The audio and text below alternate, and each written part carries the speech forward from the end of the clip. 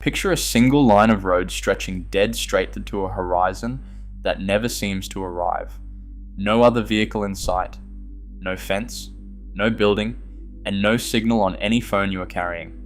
Just you, the engine, and a silence so complete it starts to feel like a presence of its own. This is the reality of the most remote roads in Australia. Routes where the nearest town can be a full day's drive away, and where the outside world simply stops reaching you. These are 10 of the loneliest roads on the continent. The places where isolation itself becomes the story, and where every traveller learns very quickly that out here, you are genuinely on your own. In the 10th place, the Plenty Highway stretches east to west, linking outback Queensland with the central Northern Territory across an immense, silent expanse. While its official length is 498 kilometres, the broader travel reality spans roughly 850 kilometres between Boulia and Alice Springs without a single drop of fuel, water, or mobile phone reception. With about 44% of the surface remaining unsealed, this route serves as a gentle introduction to the interior, retaining a conventional highway character that keeps it less extreme than the deeper desert tracks.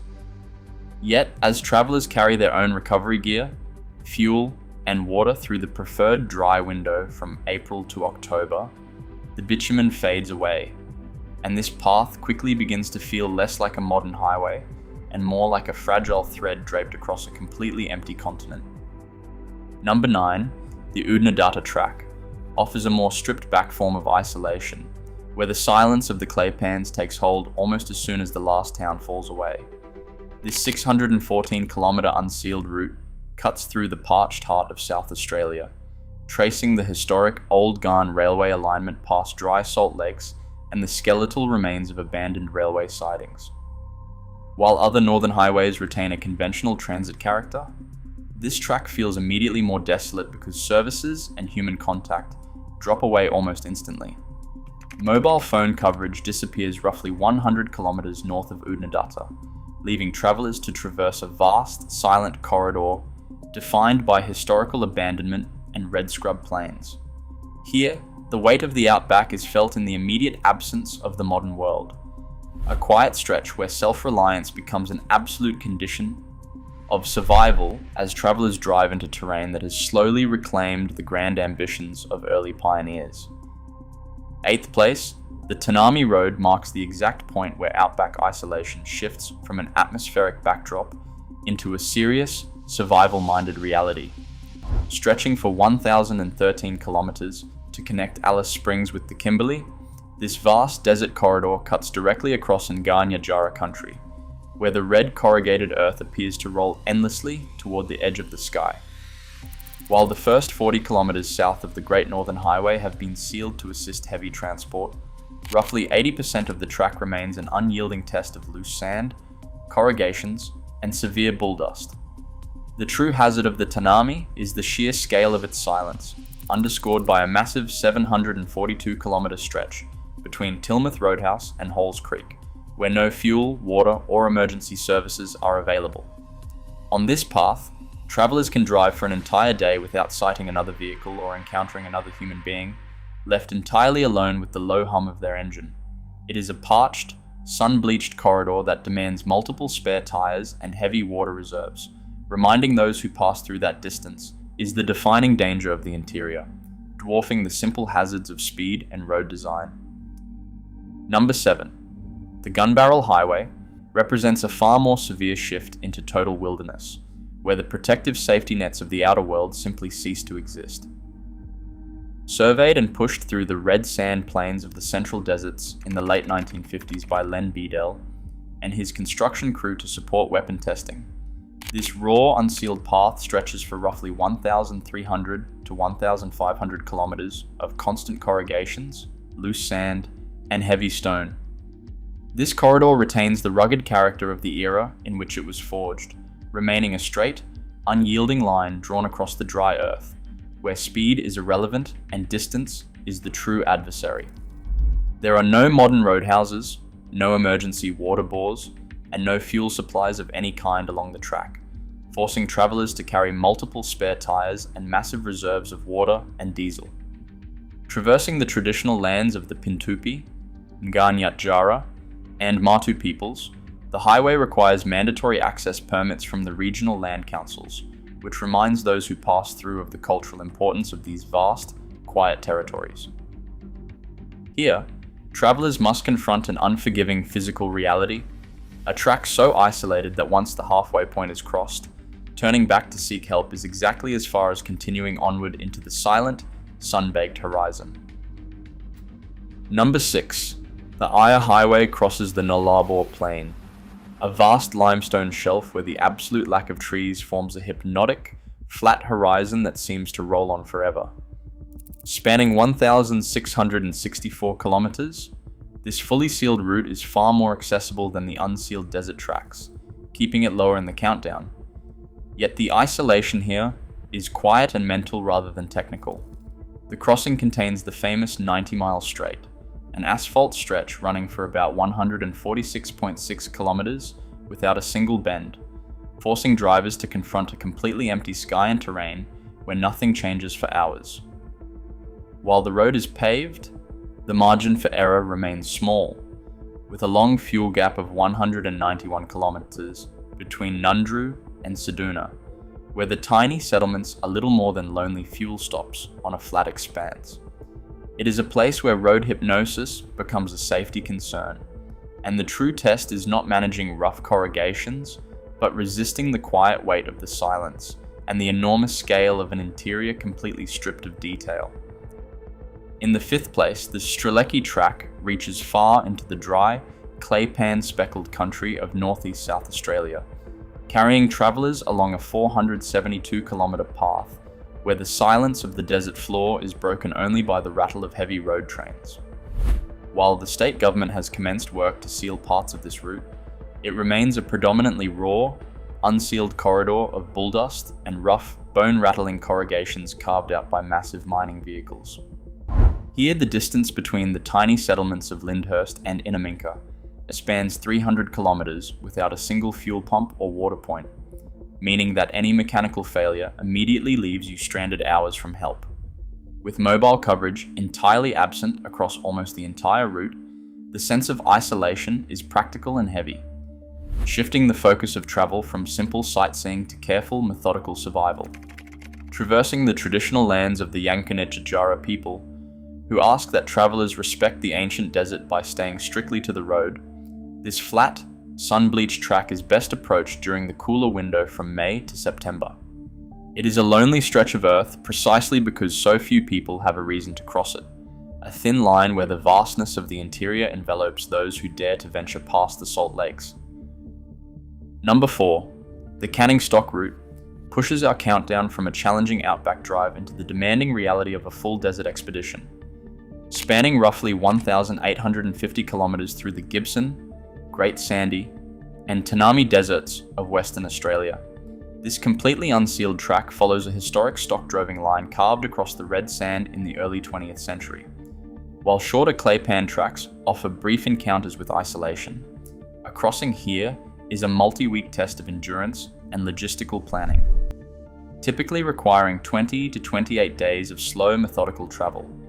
Along this vast corridor, there is no roadside fuel, no reliable water, and no modern safety net, forcing travelers to carry hundreds of liters of diesel and water from the very beginning.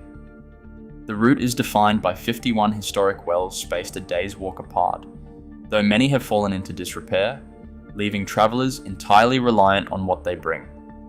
Pushing through this ancient, silent landscape requires a mandatory entry permit from the Western Australian government and respect for the traditional lands of the Matu, Pintupi, and other indigenous groups. This track demands a profound exercise in self-reliance, where the sheer distance between the starting gate at Walloona and the northern terminus at Halls Creek becomes the defining hazard, and the absolute silence of the interior envelopes those who venture onto its corrugated path. 3rd place, the Gibb River Road snakes through the ancient, rugged sandstone of the Kimberley in far northwest Australia, where the sheer force of the seasonal tropical monsoon creates an access barrier that even the longest desert tracks cannot match. Spanning roughly 660 to 670 kilometers of mostly unsealed corrugated earth, this northern crossing presents a deceptive reality where postcard perfect freshwater gorges and red ranges hide a heavy operational isolation. While the dry season between April and October brings a temporary flow of travelers, the onset of the wet season from November to April can completely drown the road, transforming shallow rocky crossings into impassable torrents and cutting off entire cattle stations and communities for months at a time. Out here, digital reception disappears almost immediately upon leaving the highway, leaving vast gaps between working stations where being completely out of touch with the modern world is not an emergency, but the everyday baseline. With certain conservation reserves requiring entry permits from the Kimberley Land Council, the road requires a disciplined approach to planning, reminding travelers that the beauty of the landscape is directly bound to its volatile, unforgiving nature. Carrying extra fuel and water is non-negotiable, as help remains hours or even days away when the rising rivers decide to close the gate, forcing you to rely entirely on what is packed in your vehicle. In second place, the Simpson Desert routes, dominated by the relentless red crests of the French line, turn the abstract concept of remoteness into immediate physical exposure. Spanning roughly 600 kilometers through the heart of the continent, this raw sand dune track forces travelers to confront more than 1,100 parallel claypan-bound dunes, where the persistent winds of the interior have sculpted the earth into long, narrow ridges of ochre sand that roll all the way to the horizon. Across this entire desert crossing, there is no roadside fuel, no reliable water, and no modern communications footprint, meaning that any mechanical or physical failure leaves you entirely isolated in a vast desert of soft sand and dry clay beds. Because the crests of these towering dunes completely block the line of sight for oncoming vehicles, travelers are legally mandated to fly high visibility safety flags on tall poles, a fragile visual warning against head-on collisions in a landscape that constantly strips away your visibility. The South Australian Parks Authority enforces a strict seasonal closure from the 1st of December to the 15th of March to protect travellers from extreme summer temperatures and to safeguard the fragile ecology of the park, requiring a Desert Parks Pass for entry. Even with satellite communication, a rescue team typically requires 4 to 6 hours to reach a stranded vehicle in these dunes. Out here, distance ceases to be a simple measurement of travel and becomes a heavy, immediate danger, where the silence feels alive and to be stranded is to be alone in every direction. And finally, in first place, the Beadell Highway represents the purest, most uncompromising expression of outback isolation. Stretching 1,325 kilometers across 3 deserts, this track links the opal mining town of Coober in South Australia to Laverton in Western Australia. Forged in the early 1960s by legendary surveyor Len Beadell, this raw, unsealed track cuts a thin, sandy path through 7 protected conservation reserves where the modern world simply stops reaching you. While other remote highways retain some connection to nearby towns, here days can go by without seeing another vehicle, leaving travellers entirely alone with the quiet hum of their engine and the absolute silence of the red sand plains. Self-reliance is not a choice out here, but an absolute condition of survival, where the red dust hangs in the still air long after you pass, a quiet reminder of how small we are in this ancient country. The physical barrier is immense, with a massive stretch of more than 800 kilometers completely devoid of fuel, water, or services.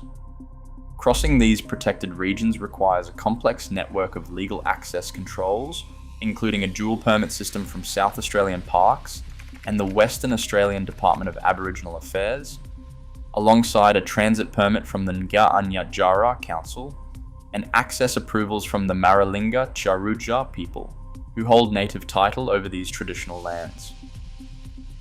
The track demands a slow, deliberate pace to manage the endless sand dunes and severe corrugations, making the cool window from May to September the only viable time to traverse this empty corridor.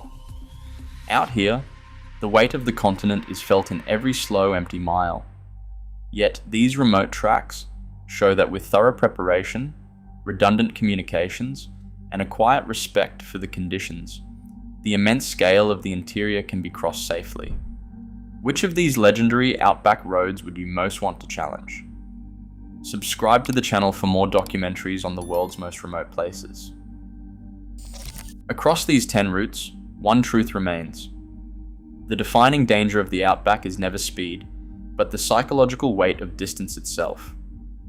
On these fragile threads where beauty and risk coexist, safety belongs entirely to those who prepare properly and respect the silence. Which of these remote roads would you most want to take on? Subscribe for more outback journeys.